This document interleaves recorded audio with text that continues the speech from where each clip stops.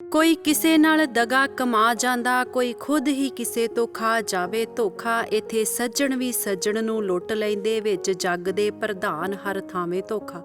ਧਨ ਦੌਲਤ ਤੇ ਜ਼ਮੀਨ ਜਾਇਦਾਦ ਖਾਤਰ ਸਭ ਰਿਸ਼ਤਿਆਂ ਦੇ ਦੇਵੇ ਤੋੜ ਦਾਵੇ ਧੋਖਾ।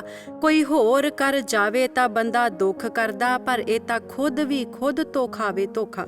ਮਨ ਹੱਲ ਜਿੰਨਾ ਚਿਰ ਨਾ ਜੀਵਨ ਮਨੋਰਥ ਹੋਵੇ, ਡਰ ਰਹਿੰਦਾ ਆ ਧੋਖੇ ਦਾ ਓਨਾ ਚਿਰ ਚੋਖਾ। ਡਰ ਰਹਿੰਦਾ ਆ ਧੋਖੇ ਦਾ ਓਨਾ ਚਿਰ ਚੋਖਾ। ਚੈਨਲ ਤੂੰ ਸੱਤ ਅਖੰਡ ਜੋਤ ਤੇ ਪ੍ਰੋਗਰਾਮ ਸੁਗੜ ਵਿਚਾਰ ਵੇਖ ਰਹੇ ਸਾਰੇ ਹੀ ਸਰੋਤਿਆਂ ਨੂੰ ਮੇਰੇ ਵੱਲੋਂ ਸਤਿ ਸ੍ਰੀ ਅਕਾਲ ਜੀ। ਪ੍ਰੋਗਰਾਮ ਸੁਗੜ ਵਿਚਾਰ ਵਿੱਚ ਅੱਜ ਮੇਰੇ ਵਿਚਾਰ ਦਾ ਕੇਂਦਰ ਏ ਖੁਦ ਨਾਲ ਧੋਖਾ। ਕਿਸੇ ਇੱਕ ਇਨਸਾਨ ਦਾ ਕਿਸੇ ਦੂਜੇ ਇਨਸਾਨ ਤੇ ਕੀਤੇ ਗਏ ਵਿਸ਼ਵਾਸ ਦਾ ਜਾਂ ਕਿਸੇ ਤੇ ਜਤਾਏ ਗਏ ਆਪਣੇਪਨ ਦਾ ਜਦੋਂ ਦੂਜੇ ਵੱਲੋਂ ਘਾਤ ਹੁੰਦਾ ਆ, ਜਾਂ ਕਹਿ ਲਓ ਕਿਸੇ ਪ੍ਰਤੀ ਰੱਖੀ ਗਈ ਭਾਵਨਾ ਦੇ ਉਲਟ ਜਾ ਕੇ ਕਿਸੇ ਦੁਆਰਾ ਕਿਸੇ ਨਾਲ ਕੀਤੇ ਗਏ ਵਿਸ਼ਵਾਸਘਾਤ ਨੂੰ ਅਸੀਂ ਧੋਖਾ ਲਫ਼ਜ਼ ਦਿੰਦੇ ਹਾਂ, ਕਿਉਂਕਿ ਕਿਸੇ ਦੇ ਵਿਸ਼ਵਾਸ ਨੂੰ ਤਾਰ-ਤਾਰ ਕਰ ਦੇਣਾ ਹੀ ਧੋਖਾ ਆ। ਇਸ ਸਵਾਰਥਨੁਮਾ ਸਮਾਜ ਵਿੱਚ ਐਸੇ ਸਵਾਰਥੀ ਚਿਹਰੇ ਆਮ ਹੀ ਵੇਖਣ ਨੂੰ ਮਿਲ ਜਾਂਦੇ ਨੇ, ਜੋ ਕਿਸੇ ਦੀ ਕੀਤੀ ਨੇਕੀ ਦੀ ਕਦਰ ਘੱਟ ਹੀ ਪਾਉਂਦੇ ਨੇ, ਜਾਂ ਫਿਰ ਕਿਸੇ ਨਾਲ ਵਿਚਰਦੇ ਸਮੇਂ ਆਪਣੇ ਸਵਾਰਥ ਨੂੰ ਮੁੱਖ ਰੱਖਦੇ ਨੇ। ਕਿਉਂਕਿ ਜਦੋਂ ਲੋਭ ਦੀ ਵਿਕਾਰੀ ਬਿਰਤੀ ਇਨਸਾਨ ਤੇ ਹਾਵੀ ਹੁੰਦੀ ਆ, ਉਦੋਂ ਸੱਜਣ ਵੀ ਸੱਜਣ ਨਾਲ ਦਗਾ ਕਮਾ ਜਾਂਦਾ ਆ, ਸੱਜਣ ਵੀ ਸੱਜਣ ਨੂੰ ਧੋਖਾ ਦੇ ਜਾਂਦਾ ਆ। ਤੇ ਐਸੇ ਧੋਖੇ ਦੇ ਵਾਕਿਆਤ ਤਕਰੀਬਨ ਹਰ ਗਲੀ ਮੁਹੱਲੇ ਪਿੰਡ ਸ਼ਹਿਰ ਦੇ ਵਿੱਚ ਜ਼ਰੂਰ ਵਾਪਰੇ ਹੁੰਦੇ ਨੇ।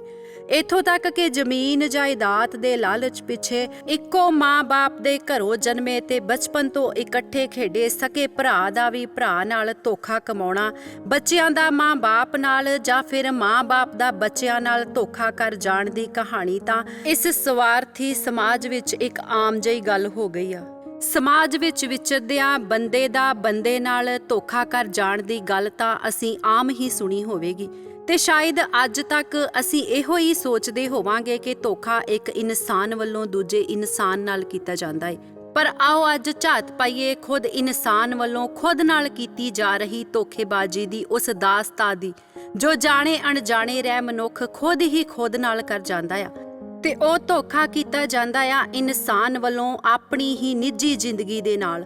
ਖੁਦ ਨਾਲ ਖੁਦ ਵੱਲੋਂ ਧੋਖਾ ਕਰਨ ਦੀ ਗੱਲ ਤਾਂ ਭਾਵੇਂ ਸੁਣਨ ਨੂੰ ਅਚੰਭੇ ਵਾਲੀ ਲੱਗਦੀ ਏ, ਪਰ ਗੌਰ ਨਾਲ ਵਾਚਣ ਤੇ ਇਹ ਗੱਲ ਹੀ ਸਹੀ ਸਾਬਤ ਹੁੰਦੀ ਏ।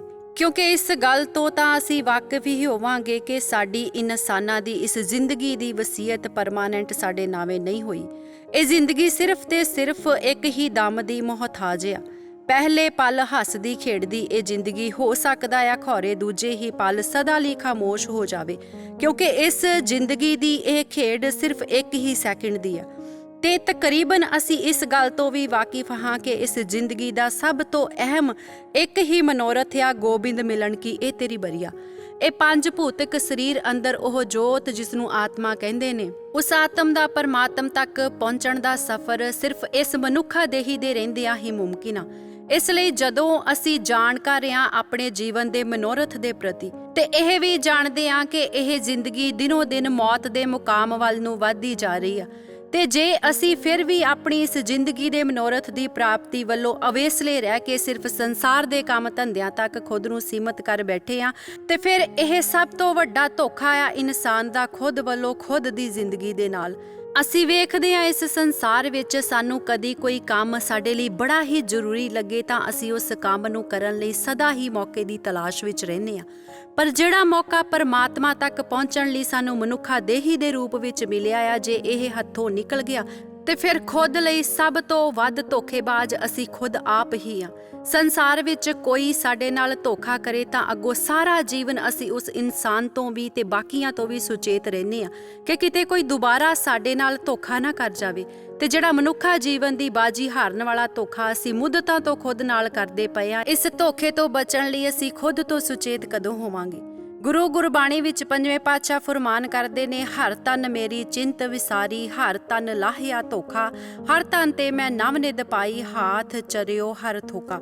ਤੇ ਗੁਰੂ ਗੁਰਬਾਣੀ ਦੇ ਇਸ ਵਾਕ ਅਨੁਸਾਰ ਸਾਡੇ ਵੱਲੋਂ ਸਾਡੇ ਹੀ ਨਾਲ ਕੀਤੀ ਜਾ ਰਹੀ ਧੋਖੇਬਾਜ਼ੀ ਤੋਂ ਸਾਨੂੰ ਬਚਾਉਣ ਵਾਲਾ ਆ ਮੂਲ ਮਾਲਕ ਸਤਿ ਸ੍ਰੀ ਅਕਾਲ ਪੁਰਖ ਪਿਤਾ ਜੀ ਦਾ ਨਾਮ। ਇਸ ਲਈ ਖੁਦ ਵੱਲੋਂ ਖੁਦ ਨਾਲ ਕੀਤੇ ਜਾ ਰਹੇ ਜ਼ਿੰਦਗੀ ਹਾਰਨ ਵਾਲੇ ਇਸ ਧੋਖੇ ਤੋਂ ਬਚਣ ਲਈ ਆਓ ਸੁਚੇਤ ਹੋਈਏ ਤੇ ਸਮਝੀਏ ਆਪਣੇ ਮਨੁੱਖਾ ਜੀਵਨ ਦੀ ਅਹਿਮੀਅਤ ਨੂੰ ਤੇ ਕੋਸ਼ਿਸ਼ ਕਰੀਏ ਮੂਲ ਮਾਲਕ ਸਤਿ ਸ੍ਰੀ ਅਕਾਲ ਪੁਰਖ ਪਿਤਾ ਜੀ ਦੇ ਨਾਮ ਧਨ ਦੀ ਕਮਾਈ ਕਰ ਉਹਦੀ ਬੰਦਗੀ ਇਬਾਦਤ ਕਰਦਿਆਂ ਖੁਦ ਚੋਂ ਖੁਦਾ ਨੂੰ ਖੋਜਣ ਦੀ, ਤਾਂ ਜੋ ਖੁਦ ਵੱਲੋਂ ਖੁਦ ਨਾਲ ਕੀਤੇ ਜਾ ਰਹੇ ਧੋਖੇ ਤੋਂ ਸਾਡਾ ਬਚਾਅ ਹੋ ਸਕੇ। ਸਤਿ ਸ੍ਰੀ ਅਕਾਲ ਜੀ।